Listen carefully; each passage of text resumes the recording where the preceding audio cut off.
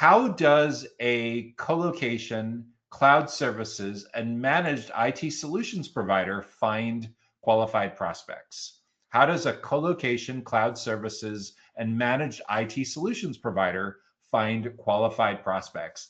That is a fantastic question because for some of those three segments, colo, cloud services, and managed IT, you're in some pretty mature business categories, businesses that have existed for well over a decade.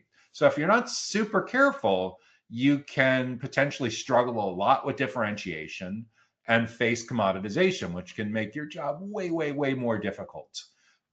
Before we can look at what it means to find qualified prospects, we have to get clear on who your best clients are. For that, we're typically going to look to your website and look for like a case studies page or reviews or logos or testimonials. And we're trying to figure out what your most successful clients have in common. And from that, we should be able to back into defining your ideal client profile, your ICP. So for colocation, cloud services, and managed IT, the first thing that we need to get our mind around is, are we primarily selling our facility being in a certain proximity to where our clients are located, or are we selling to a national, a regional, potentially a global audience?